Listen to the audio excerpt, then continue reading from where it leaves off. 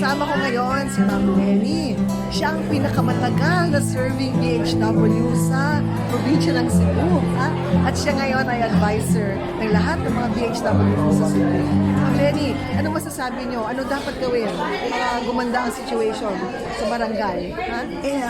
Madami na kaming naumpisahan, Dok. Pero sa tulong po ng DHW Party List, ang dami din namin nakamtan na mga grasya, ayuda.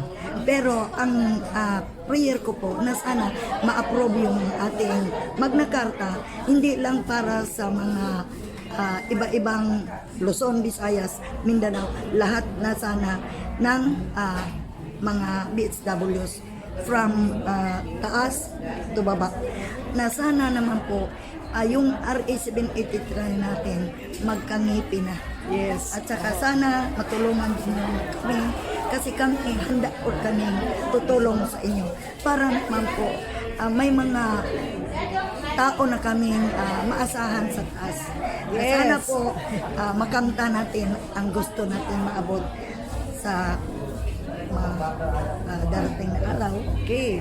Pero prayer po. Prayer po talaga. Alam nyo, itong mga BHW, sila talaga mga bayani, backbone. Kung wala sila, wala mangyayari sa ating, yung sistema pangkalusugan sa, diba, sa barangay. Grassroots. Grassroots talaga. At hindi sila binibigyan ng benepisyo. Kaya sana finally maging batas na ang Magna Carta for BHWs, di ba?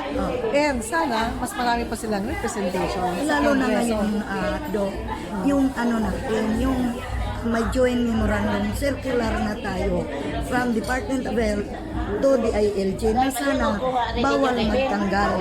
Kung magtanggal man ang BHWs, may karamtangang dahilan. Pero po, political, Alam ko.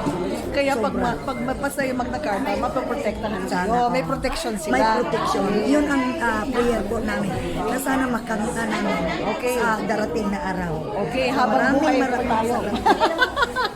Anyway, maraming salamat po sa ating second nominee, Dr. Raming Padilla.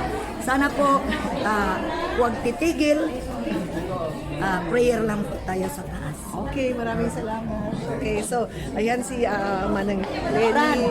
And alam mo ito, nandito kami. Marami akong pa i-share ng mga video, mga pictures, no? Yung laki-laking summit ng mga BHW sa Cebu. Mga 11,000 na sila dito. So, may pag-asa to fix the system sa barangay. Magandang araw sa inyo lahat. Dr. Mingita Padilla. Andito ako sa aking napakagandang clinic na talagang pinaghirapan.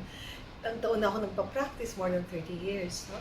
At nagtataka ang iba, bakit ka papapasok sa gulo, sa politika? Ang sarap-sarap na ng buhay mo, marami kang natutulungan.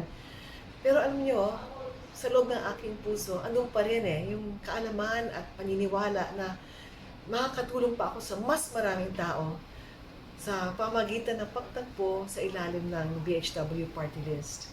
And siguro susubok ako kahit magulo, kahit nakakatakot, kahit di mo alam ang mangyayari, kahit maraming sakit ng ulo, go pa rin.